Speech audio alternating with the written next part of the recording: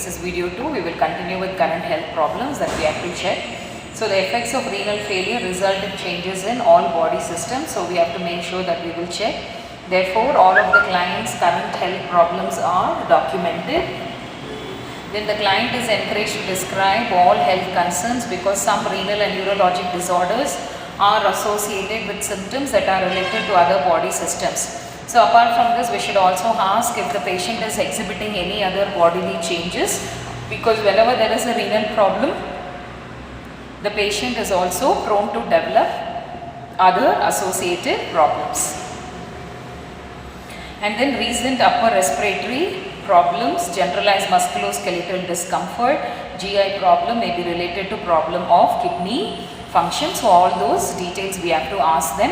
The kidney and urological system are assessed specifically. The client is asked about any changes in the appearance like color, order, clarity of the urine pattern of urination, ability to initiate control or voiding or any other unusual symptoms. So we should be able to ask if they are having if there is any difference in the urine pattern, color, order that the patient is having. So we should ask them, okay, or if there is any difficulty in urination, maturation, that also should be, we should ask them, and we should ask them if they are exhibiting any kind of unusual symptoms. Then urine that is reddish, dark brown or black, greenish or otherwise different from the usual yellowish straw color usually prompts the client to seek healthcare assistance. So we should ask them if there is reddish color, brownish color or greenish color otherwise different from the usual urine. Any changes, if they see, immediately they are asked to consult the doctor for assistance. Urine typically has a mild but distinct odor of ammonia. So normally when you see, the patient will be having the urine, will be having ammonia smell in that. So that has to be clarified to them. And then increase in the intensity of color, change in the order or a decrease in urine clarity may suggest infection. So if there are changes, it can be because of certain infections also. Immediately they should not think this is because of neurological problem. A client is asked about changes in the urination pattern such as nocturia frequency or any increase or decrease in the amount of urine. Okay, so the client is asked about any changes that happens such as nocturia. What is nocturia? Increased urination in the night. So patient will not be able to sleep. He will be frequently passing urine in the night. Okay, or any increase or decrease in the amount of the urea like polyuria or oliguria, that has to be checked. A normal urine output for adult is 1 ml per kg per hour or approximately 1500 to 2000 ml per day. That also should be told to them. Only then they will get to know, if they are passing adequate urine or not. The client usually does not know the exact amount of urine produced. A bladder diary may provide useful data. See the evidence nursing practice. Okay. The nurse also asks so we should ask the patient too, if he is not able to remember, he can always make a note whenever he is passing. So if they want, we can teach them how to measure also. They can have a measuring cup, okay, and jar. They can urinate, measure and also write. Okay, so if what are the other things that we have to ask when it comes to current health problems? So if the client has difficulty initiating urine flow, if sometimes they might have painful maturation, they are not able to void properly. If a burning sensation or other discomfort is present on urination, if the force of the urine stream is decreased in men, the nurse asks about any loss of urinary continence. Situations that increase intra-abdominal pressure, coughing and sneezing may result in the involuntary passage of the urine. So we should ask if there is any urinary incontinence or do they urinate while they are coughing or sneezing, which can be stress incontinence. Okay, all this we should ask them. Client may also report a persistent dribbling of urine. For them, if there is no sphincter control, there will be persistent dribbling, spilling of the urine. So the onset of pain in the flank, in the lower abdomen or pelvic region or in the perineal area is often of great concern and usually prompts a client to seek assistance. So the nurse inquires about the onset, intensity and duration of the pain, its location and its association with any activity or event. So pain associated with renal or urethral irritation is often severe and spasmodic. So we will see that the patient will be having severe pain, okay, so as if there is a spasm, that kind of pain they will exhibit. Okay, and then we should ask them when did it start, if they are having pain, what is the intensity, duration of the pain. So is it severe pain or spasmodic? Then pain that radiates into the perineal area. So usually, renal disease, they will have severe pain over the groin, back, scrotum or labia is described as renal colic. So renal colic is renal calculi. During this you will see the patient will have intolerable pain. Sometimes they will fall from the cot also because of the pain. They will have severe abdominal pain, flank pain will be there, scrotal pain in boys will be seen, back will be aching very severely. Renal colic pain is usually associated with distension or spasm of the ureter. So even if there is a inflammation of the ureter, the patient will have this, such as in an obstruction of the passing of a stone. Renal colic pain may be intermittent or continuous and may even be systemic with pallor, diaphoresis and hypotension.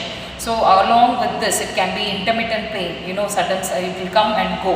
Otherwise it can be continuous pain. It can also include with pale, a patient will look pale, diaphoresis, heavy sweating will be there, and low BP, hypertension will be exhibited in the patient. So next we will see what are the physical assessment that are involved when it comes to renal system. So the physical assessment of the client with a known or suspected renal or urological disorder includes an assessment of general appearance, a general review of body systems and specific structure and functions of the renal or urinary system.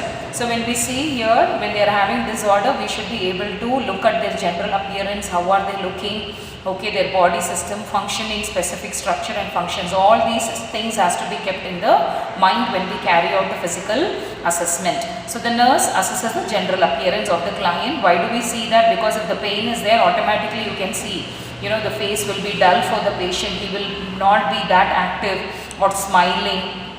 Sometimes they will not even have presence of mind because of the pain that they are undergoing, and checks for a yellowish skin color. Check if the skin is yellow in color and if there are any presence of rashes, bruising or other discoloration of the skin. The skin and tissues may also show edema. So edema can be there, like we have seen already nephrosis. In case of nephrosis, the patient will be having edema. So that has to be assessed. Then any other renal disorders may be detected in the foot. See if there is pedal edema, peritibial congestion. What is peritibial? It is nothing but the skin that is found between the two tibial bone. See there, sacral tissues, in the sacrum and around the eyes. The lungs are auscultated simultaneously to determine whether fluid is present. Weight and blood pressure measurements are obtained for comparison purposes. So when it comes, look at the general appearance and then look out for skin, the difference, the discoloration, rashes, bruising of the skin. Then edema you will have to note, in the body. And then renal disorders, look at the foot of this patient, and then peritibial, sacral tissues and around the eyes, and check the vital signs. The nurse assesses the client's general level of consciousness and level of alertness, noting deficits in concentration, thought process or memory. As I told you, they will not even have, in the pain, they will not be, they will not have their presence of mind.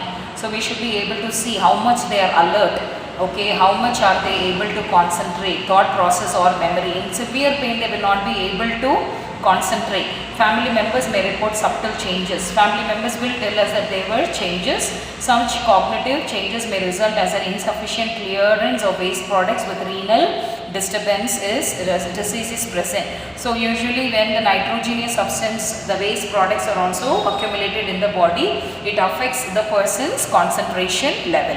So next, so these are all included in the physical assessment, and then we get into how do we assess the kidneys, ureters and bladder. So under physical examination. So assessment of the kidney, ureter, bladder is performed in conjunction with an abdominal assessment. Auscultation is performed. So you have to do the abdominal assessment and then we have to auscultate and see percus palpation. So all other methods of physical examination. So that is auscultation, percussion, palpation has to be done. So first only we have observed, right? What all you have observed? General appearance, right? And then the skin changes, and then the weight, the vital signs checking that you have done. Lungs, that we have already checked, again we can auscultate. So other methods we'll have to use. So when it comes to inspection, the nurse inspects the abdomen. So when you see the abdomen, so mainly we are going to concentrate on the abdomen. Look at the abdomen and flank region, that is at the sides of the abdomen, with the client in both the supine and sitting position. So give him a supine position as well as a sitting position and check out, inspect the abdomen and the flank. The client is observed for asymmetry. Asymmetry, when we say when there is swelling, or look out for any discoloration. Already we have seen any bluishness, any redness in the flank region, especially in the area of the costovertebral angle. Okay, the CVA is located between the lower portion of the 12th rib and vertebral column. Okay, so we'll have to check in the flank region, especially in the area of costovertebral angle, we have to check. So this costovertebral angle I have posted where these ribs are there. Okay, I will send you the picture, you see that, you will understand. And it is almost back where the kidney is found. Okay, so where we will have to observe. Okay, so in the flank, especially in the area of costovertebral, that is here. Okay, which is back side of the kidney. Okay, so the CVA is located between the lower portion of the 12th rib. Okay, that's the last rib and the vertebral column.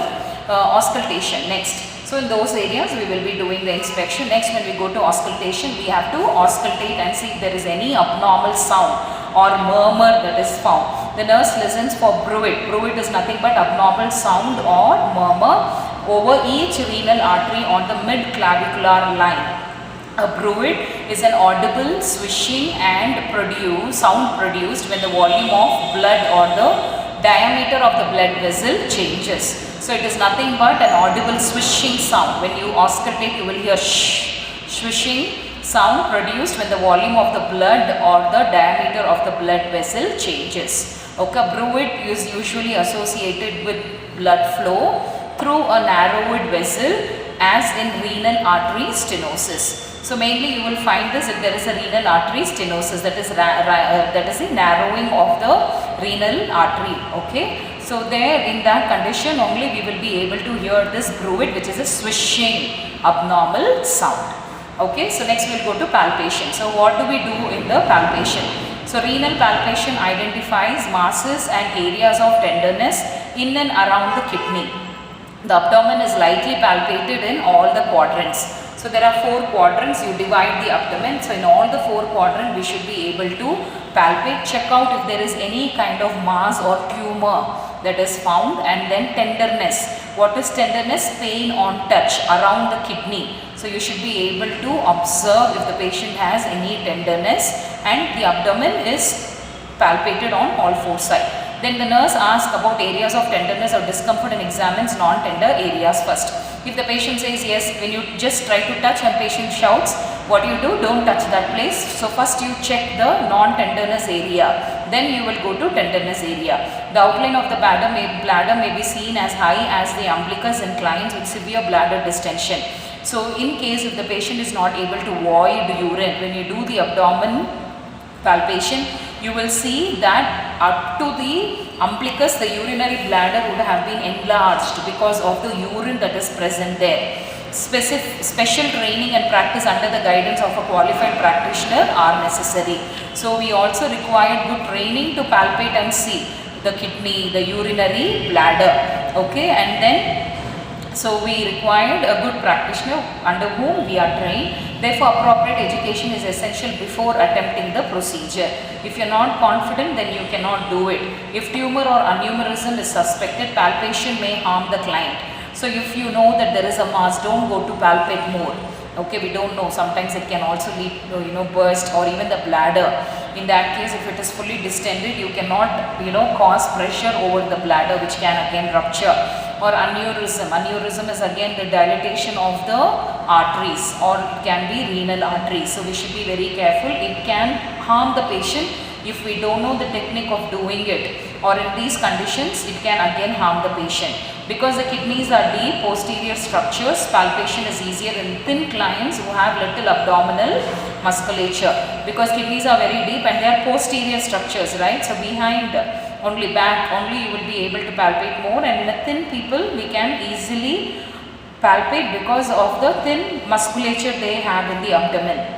For palpation of the right kidney, the client assumes a supine position while the nurse places one hand under the, so when you are going to do in a supine position, make sure that one hand is under the right flank below and the hand over the abdomen and the other hand over the abdomen. So keep down the side of the patient and then you palpate over the abdomen below the lower right part of the rib cage. So that is the place of the kidney. So where will you palpate? You will palpate below the lower right part of the rib cage. So end of the rib. Okay, so keep your hand one at the back and one on the lower right part of the rib cage. Then the lower hand raises the flank, the upper hand depresses. So when you place one hand below, you try to lift that and you try to suppress with the other hand and do the palpation. Depresses the anterior abdomen as the client takes deep breath. So ask the patient to take deep breath. Okay, so when he is trying to take deep breath, automatically stomach will go down, it becomes easy. So push from one side and push from the other side and you can do the palpation. Okay, so yeah, so the lower hand raises the flank, the upper hand depresses the anterior abdomen as the client takes a deep breath. The left kidney is deeper, and so you can see that in the diagram there that is given in the picture, but it is not that clear, but you can see one hand down and one hand up. So at least you will know where to place the hand. You can see in the picture. The left kidney is deeper and rarely palpable. Right is more palpable when compared to the left kidney. A transplanted kidney is readily palpable in either the lower right or left abdominal quadrant. The client should feel smooth, firm, and the kidney should feel smooth, firm, and non-tender. So when you do, so even in transplant people, they say it is more palpable. And then when you check, the kidney should be actually smooth, it should be firm and non-tender. There shouldn't be any kind of pain. Okay, so this is about the palpation. Next video we will continue with percussion.